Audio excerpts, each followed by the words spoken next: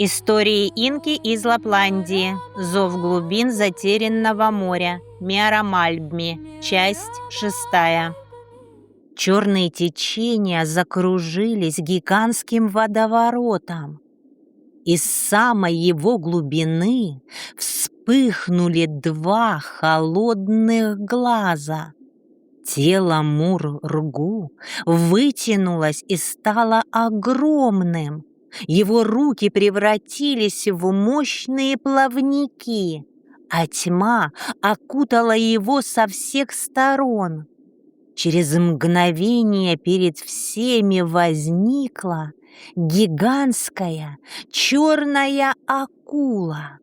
Каждый взмах ее хвоста поднимал подводные бури, а огромная пасть была усеяна рядами длинных и острых зубов. Это был уже не просто Мур-Ргу. Это было древнее воплощение забвения, черная акула бездны.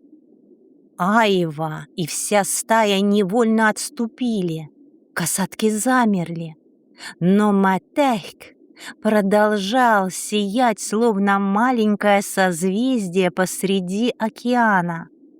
Черная акула бездны кружила вокруг, выжидая момент для нападения на Матехка. Айва вновь издала могучий клич и бросилась вперед.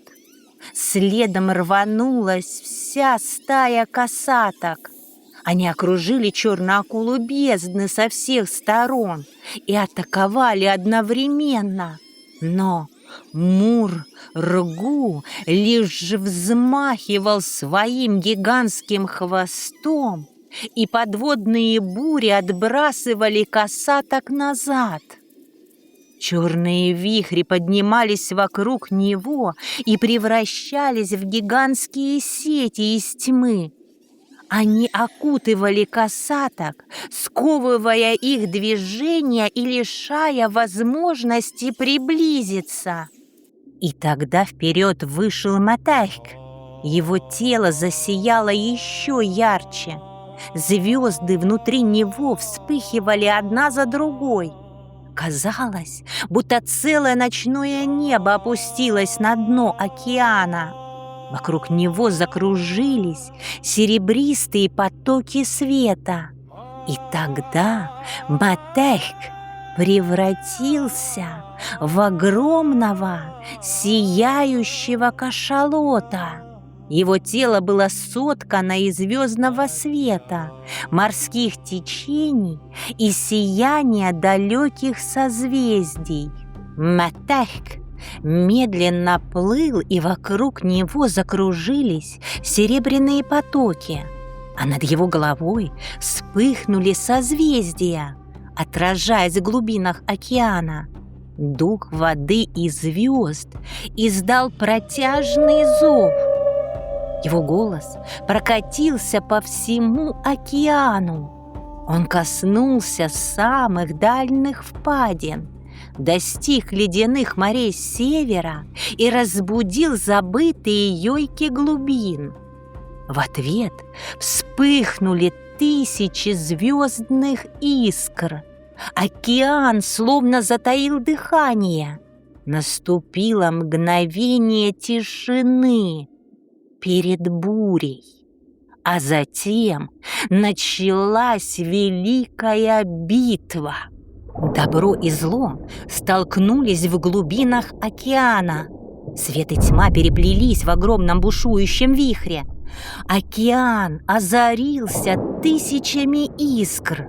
Вода вспыхнула синим, серебряным и золотым сиянием. Казалось, что сами звезды спустились в глубины океана, чтобы стать свидетелями этой древней битвы между памятью и забвением. Черная акула бездны первая ринулась в атаку. Вода взорвалась вокруг нее. Гигантское тело Мур-Ргу рассекло океан с такой скоростью, что за ним потянулся длинный след из черных течений. Огромная пасть раскрылась, обнажив ряды острых зубов.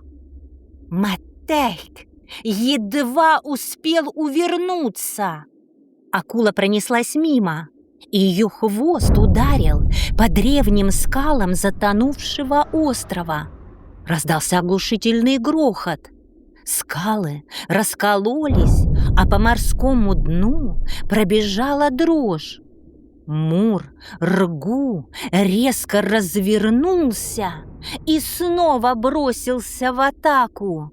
На этот раз вместе с ним двигались сотни темных вихрей. Они кружились вокруг акулы и превращались в копья из черной воды.